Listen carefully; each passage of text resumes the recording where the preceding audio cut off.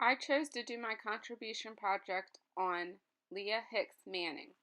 Leah Hicks Manning was a Native American who was very active in getting legislation passed, which protected Native American children during adoption and foster care through the Indian Child Welfare Act. Leah was born in 1917 on an Indian reservation in Nevada. She attended schools in Ohio and Oklahoma and later on received a scholarship for a women's college in New York, where she completed her undergraduate degree. Following graduation, she taught fourth grade at an American Indian school. Later on, she decided to go to the University of Chicago to complete her MSW, but put her education on hold to raise a family. During her professional career, she worked as a specialist at the Bureau of Indian Affairs and promoted better understanding of Indian family and culture. One of the things she was passionate about was the foster care and adoption of Indian children because she felt it was healthier for them to be raised on the reservation. Leah married Arthur Timothy Manning, who was the fifth out of 9 children. He was also an active member in the Indian reservations, where he and Leah dedicated themselves to various Native American causes. Unfortunately, he passed away in 2006. And Arthur raised 5 daughters, several nieces and nephews, and a number of foster children on their ranch. Their home was always open and filled with love for everyone who needed a meal, a listening ear, or a place to stay. Leah and Arthur supported and encouraged all of their children to pursue success in life, complete college, and be proud of their Native American heritage. Leah believed that if Native American children were taken from their home for adoption or foster care, they should be placed with a Native American family. She felt that it was in the child's best interest to remain within their own culture and to be proud of their heritage.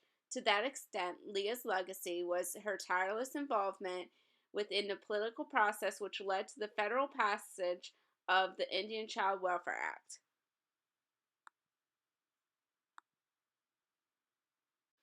The ICWA stands for the Indian Child Welfare Act, which is a federal law passed in 1978. ICWA was passed in response to an alarmingly high number of Indian children being removed from their homes, both by public and private agencies.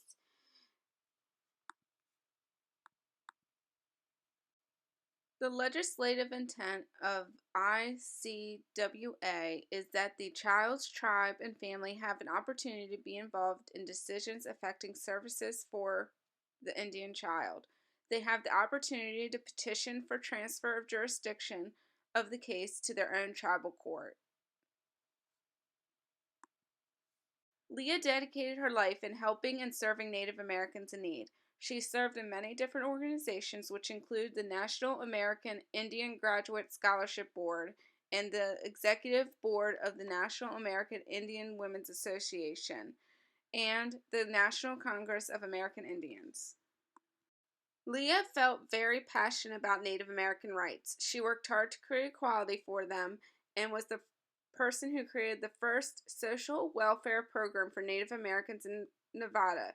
This program provided a variety of services to the tribes, including alcohol and substance abuse prevention, public health, family counseling, and financial assistance.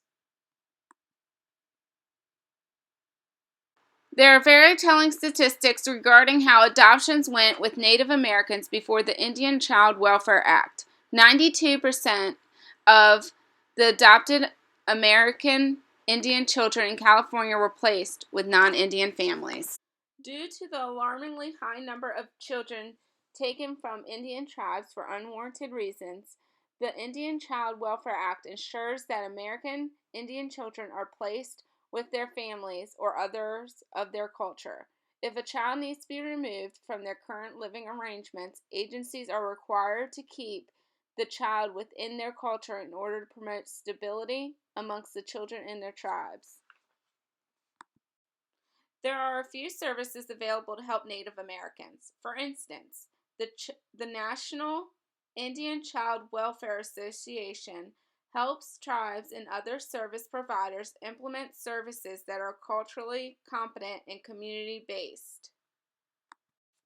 Other organizations that support this law are AICRC Family Services, which provides support services for the Indian Child Welfare Act. This is a case of how the Indian Child Welfare Act can be applied. In review, the Supreme Court decided to send the case back to the South Carolina's court, ruling that the Indian Child Welfare Act did not apply in this case because of the father's estrangement from the child. They stated that the father had relinquished his rights before the child's birth and before the adoption agreement between the mother and adoptive couple had been struck. There was no violation of the ICWA. If the father did not relinquish his custody, the ICWA would have applied and the adoption would have been vacated. In conducting research for my topic, I found very little about Manning. I knew that was not going to be enough information. I then went to Salisbury Library, Berlin Library, and my hometown's library. I still found nothing useful, so I contacted the Indian Bureau of Affairs. A general lack of data presents significant barriers to understanding the totality of a case we may be assigned to.